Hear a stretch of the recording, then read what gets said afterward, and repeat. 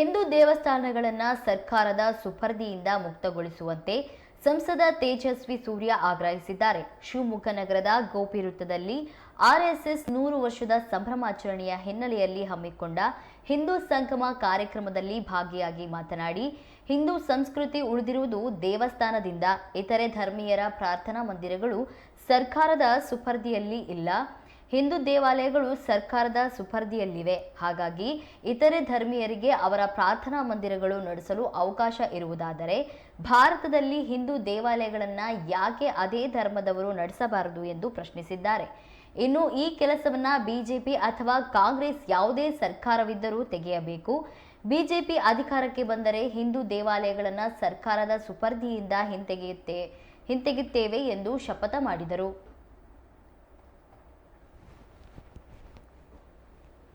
ಇದು ನಾನು ನಿಮ್ಮಲ್ಲಿ ಮಾಡ್ತಾ ಇರುವಂತಹ ಮನವಿ. ಹಿಂದೂ ಸಮಾಜ ಇಷ್ಟು ವರ್ಷಗಳ ಕಾಲ ಜೀವಂತವಾಗಿ ಉಳ್ಕೊಂಡು ಬಂದಿದೆ ಅಂತಂದರೆ ಅದಕ್ಕೆ ನಮ್ಮ ದೇವಸ್ಥಾನಗಳ ಪರಂಪರೆಯೇ ಬಹಳ ದೊಡ್ಡದಾಗಿರುವಂತಹ ಶಕ್ತಿ. ಆದರೆ ಇವತ್ತು ದುರಾದೃಷ್ಟ ಅಂತಂದರೆ ನಮ್ಮೆಲ್ಲ ದೇವಸ್ಥಾನಗಳು ಕೂಡ ಸರ್ಕಾರದ ಅಧೀನದಲ್ಲಿದೆ, ಗೌರ್ಮೆಂಟ್ ಕಂಟ್ರೋಲ್ನಲ್ಲಿದೆ. ನಾವಿವತ್ತು ನಮ್ಮ ದೇವಸ್ಥಾನದಲ್ಲಿ ನಮಗೆ ಬೇಕಾಗಿರುವಂತಹ ಪೂಜೆಯನ್ನು, ಅರ್ಚನೆಯನ್ನು, ಇನ್ನೊಂದನ್ನು ಮಾಡಿಸ್ಬೇಕು, ರಥೋತ್ಸವ ಮಾಡಬೇಕು ಅಂತಂದರೆ ಇನ್ಯಾವುದೋ ಅಧಿಕಾರಿ, ಸರ್ಕಾರದ ಅಧಿಕಾರಿ ಹತ್ರ ಹೋಗಿ ನಾವು ಇದಕ್ಕೋಸ್ಕರ ಸ್ಯಾಂಕ್ಷನ್ ಮಾಡಿಕೊಡಪ್ಪ ಅಂತ ಕೇಳಬೇಕಾಗಿದೆ. ಬೇರೆ ಧರ್ಮೀಯರಿಗೆ, ಬೇರೆ ಮತದವರಿಗೆ ಅವರ ಚರ್ಚನ್ನು, ಅವರ ಮಸೀದಿಯನ್ನು ಕಂಟ್ರೋಲ್ ಮಾಡುವಂಥ ಅಧಿಕಾರ ಅವರಿಗಿದೆ ಅನ್ನೋದಾದರೆ ಹಿಂದೂಗಳಿಗೆ ಯಾಕಿರಬಾರ್ದು? ಅವರಿಂದ ತೆಗೆದುಕೊಡಿ ಅಂತ ನಾವು ಕೇಳ್ತಾ ಇಲ್ಲ, ನಮಗೂ ಸಮಾನತೆ ಕೊಡಿ ಅಂತ ನಾವು ಕೇಳ್ತಾ ಇದ್ದೀವಿ. ಹಿಂದೂ ದೇಶದಲ್ಲಿ ಹಿಂದೂಗಳು ದೇವಸ್ಥಾನಗಳನ್ನು ನಡೆಸಲಿಕ್ಕೆ ಸಾಧ್ಯ ಆಗಲಿಲ್ಲ ಅಂತಂದ್ರೆ ಇನ್ನೆಲ್ಲಿ ನಡೆಸಲಿಕ್ಕೆ ಸಾಧ್ಯ ಇದೆ? ಯಾವುದೇ ಸರ್ಕಾರ ಬರಲಿ, ಅದು ಬಿಜೆಪಿ ಇರಲಿ, ಅದು ಕಾಂಗ್ರೆಸ್ ಇರಲಿ, ಇನ್ಯಾವುದೇ ಪಾರ್ಟಿ ಇರಲಿ, ನಮ್ಮ ಡಿಮ್ಯಾಂಡು ಹಿಂದೂ ಸಮಾಜವಾಗಿರಬೇಕು. ನಮ್ಮ ದೇವಸ್ಥಾನದ ಹಕ್ಕು ನಮ್ಮ ಹಿಂದೂ ಸಮಾಜದ ಮೇಲೆ ಇರಬೇಕು ಅನ್ನುವಂಥ ಹಕ್ಕೊತ್ತಾಯವನ್ನು ನಾವು ಮಾಡಬೇಕಾಗಿದೆ. ಬಹಳ ಜವಾಬ್ದಾರಿಯಿಂದ ನಾನು ಇದನ್ನು ಹೇಳ್ತಾ ಇದ್ದೀನಿ. ನಾಳೆ ಬಿಜೆಪಿ ಸರ್ಕಾರ ಕರ್ನಾಟಕದಲ್ಲಿ ಬರುತ್ತೆ. ಬಂದಾಗ ಹಿಂದೂ ಸಮಾಜ ಮುಂದೆ ಬಂದು ನಮ್ಮ ಕರ್ನಾಟಕದ ಎಲ್ಲ ದೇವಸ್ಥಾನಗಳನ್ನು ಹಿಂದೂ ಸಮಾಜಕ್ಕೆ ಒಪ್ಪಿಸಿ ಅನ್ನುವಂಥ ಹೋರಾಟವನ್ನು ಹಿಂದೂ ಸಮಾಜ ಕಟ್ಟಬೇಕಾಗಿದೆ. ನಾವು ಮಾಡಬೇಕಾಗಿರುವಂಥ ಕೆಲಸ ಇದು. ನಮ್ಮ ಹಿಂದೂ ದೇವಸ್ಥಾನಗಳನ್ನು ಅದು ಕೇವಲ ಧಾರ್ಮಿಕ ಕೇಂದ್ರಗಳಾಗಿರಲಿಲ್ಲ, ಸಾಂಸ್ಕೃತಿಕ ಕೇಂದ್ರಗಳದು. ನಮ್ಮ ಹಿಂದೂ ದೇವಸ್ಥಾನಗಳಲ್ಲಿ ಪರಂಪರೆ, ನೃತ್ಯ, ಸಾಹಿತ್ಯ, ಸಂಗೀತ, ರೈತರು ಕಷ್ಟದಲ್ಲಿದ್ದಾಗ ಅವ್ರಿಗೆ ಬೇಕಾದಂಥ ಸಹಾಯ, ಇದನ್ನೆಲ್ಲ ಮಾಡಿದಂಥ ಕೇಂದ್ರ ಅದು. ನಮ್ಮ ಹಿಂದೂ ಸಮಾಜದ ಈ ದೇವಸ್ಥಾನಗಳನ್ನು ನಾವಿವತ್ತು ಸರ್ಕಾರದ ಅಧೀನದಿಂದ ಹೊರಗಡೆ ತರ್ಕೊಂಡು ಬರಬೇಕಾಗಿರುವಂಥ ತುಂಬ ದೊಡ್ಡ ಜವಾಬ್ದಾರಿ ಹಿಂದೂ ಸಮಾಜದ ಮೇಲಿದೆ. ಅದ್ರ ಜೊತೆಗೆ ನಾನು ನಿಮ್ಮಲ್ಲಿ ಮಾಡುವಂಥ ಮತ್ತೊಂದು ಮಹತ್ತರವಾದಂಥ ಮನವಿ. ಉತ್ತರ ಭಾರತದ ನೀವು ಪ್ರವಾಸ ಮಾಡಿದಾಗ ನಿಮ್ಮೆಲ್ರಿಗೂ ಅನುಭವಕ್ಕೆ ಬಂದಿರುತ್ತೆ. ದಕ್ಷಿಣ ಭಾರತದಲ್ಲಿ ನೀವು ಇಲ್ಲಿ ಈ ರೋಡ್ ಒಂದರಲ್ಲಿ ಪಕ್ಕದಲ್ಲಿ ಹಿಂಗೊಂದು 5 ಕಿಲೋಮೀಟರ್ ನಡ್ಕೊಂಡು ಹೋದರೆ ಇಲ್ಲೇ ನಿಮ್ಗೆ 25 ದೇವಸ್ಥಾನ ಸಿಗುತ್ತೆ. ಇಲ್ಲಿ ಯಾವುದೋ ಮಾರಮ್ಮನ ಗುಡಿ, ಇನ್ನೊಂದು ಕಡೆ ಇನ್ನು ಹೋದ್ರೆ ಇನ್ಯಾವುದೋ ಒಂದು ದೇವಸ್ಥಾನ, ಅಲ್ಲೋದ್ರೆ ರಾಮನ ದೇವಸ್ಥಾನ, ಇಲ್ಲೋದ್ರೆ ಇನ್ನೊಂದು ದೇವಸ್ಥಾನ, ಇನ್ನೂ ಹೊಸ ದೇವಸ್ಥಾನಗಳನ್ನು ಕಟ್ತಾನೇ ಇದ್ದೀವಿ ನಾವು. ದಕ್ಷಿಣ ಭಾರತದಲ್ಲಿ ನೀವು ಕಾಣ್ತೀರಾ ಇದನ್ನು.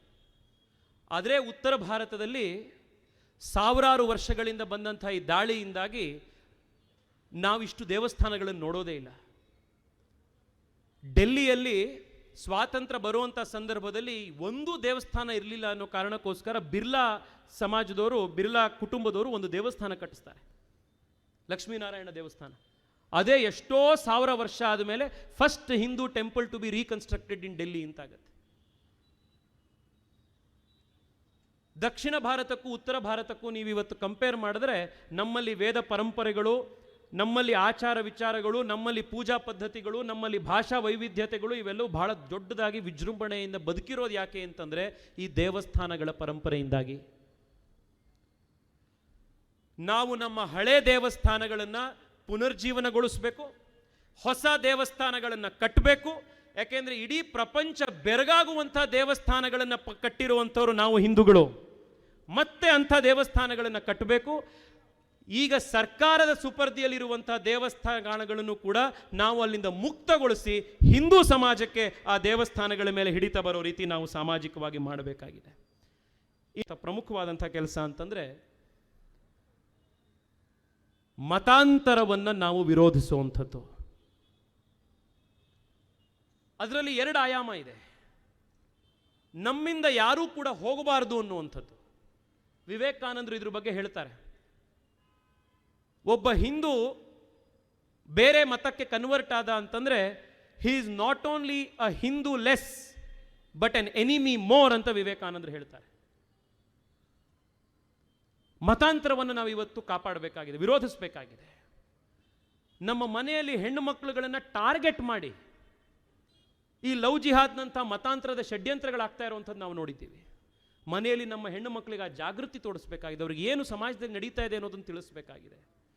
ಮತಾಂತರವನ್ನು ನಾವು ವಿರೋಧಿಸಬೇಕಾಗಿದೆ. ಕಾರಣ ಯಾಕೆ ಅಂತಂದರೆ, ನಾವು ಜನರನ್ನು ಕಳ್ಕೊಂಡ್ರೆ ದೇವರು ದೇವಸ್ಥಾನ ಏನೂ ಉಳಿಯೋದೇ ಇಲ್ಲ.